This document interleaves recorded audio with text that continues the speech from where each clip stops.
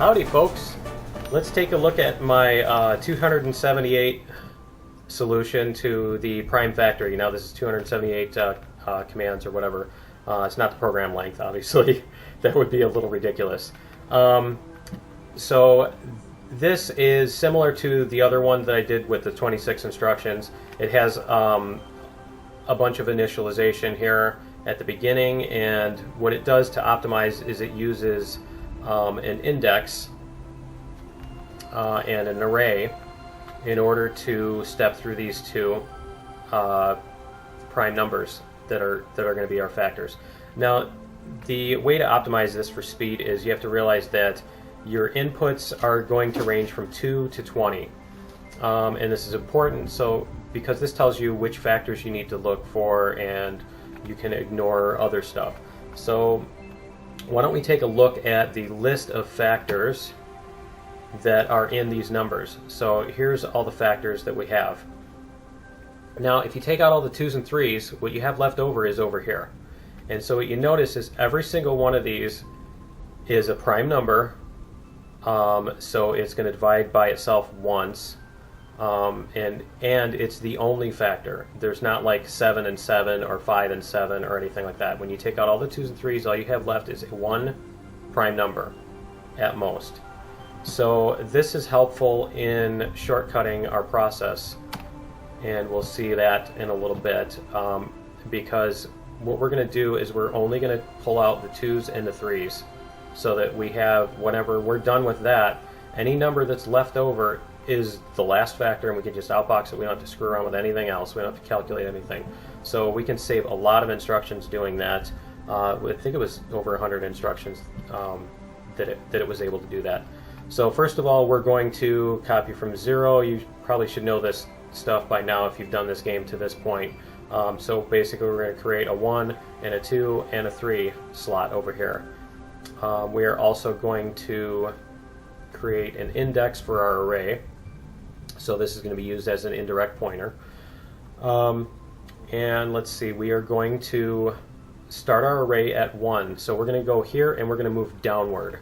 The reason for that is that when our array index hits negative, we don't have to keep checking to see if it equals 2, because then you have to load in something to 2 and then subtract 2 and then compare to 0. So there's 3 instructions. This is just 1 instruction. Every time we bump it, we just check for negative. Okay, so we are going to zero out our count. We're going to inbox our number, and we're going to subtract it from itself twice. Now what this does is, this is another optimization. This inverts the number, makes it negative. Okay, we are going to see the results of that in a little bit. So we'll copy the number over to our temporary subtracting spot here, called our remainder. We're going to zero out our count, and then we start dividing. Now here's where our optimization comes in, is we are counting by negatives for each time we subtract. Now we're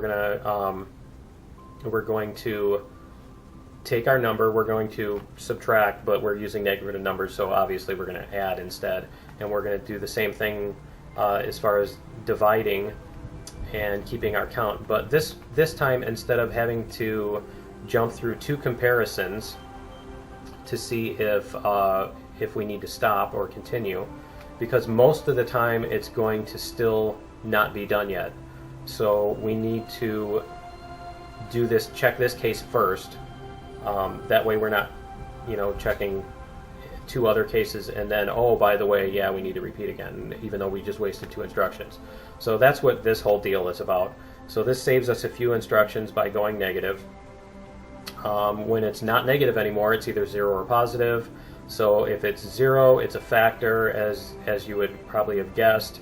And so when it's a factor, we're going to copy it from here and outbox it. And then we're going to take our count and we're going to replace our remaining number with our count, because that's the number. Like if we had 10 here and we pulled out a 2, then we have a 5 left over, so that's our number we're going to factor by. Okay, so, and that's going to be our factoring.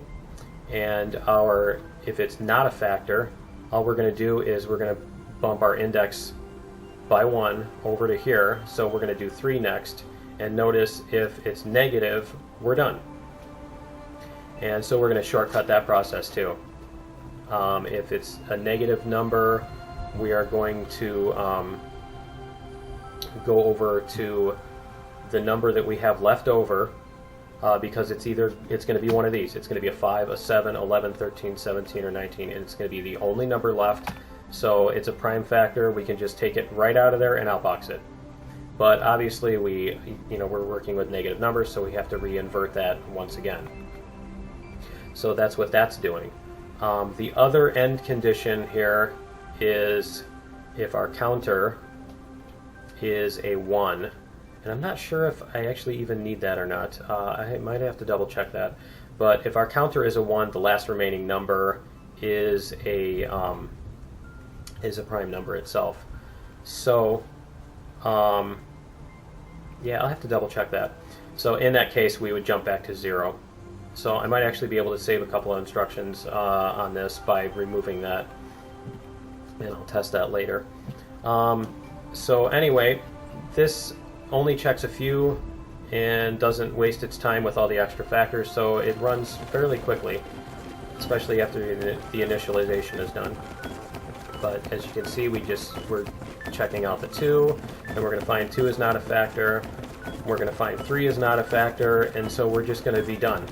As soon as we find 3 is not a factor, there you go.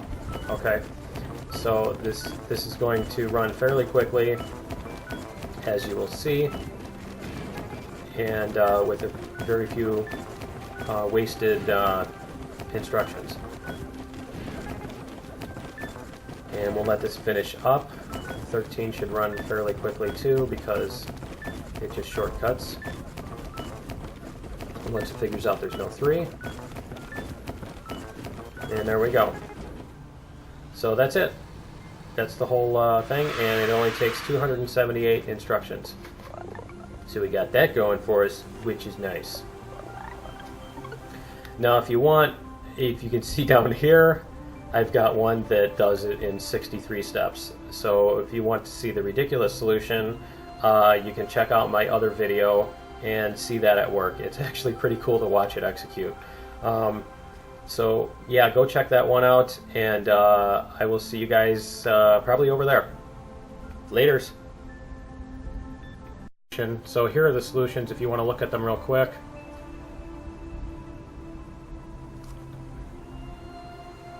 And that's the wrong one.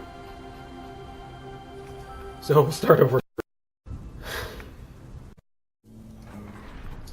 Howdy, folks.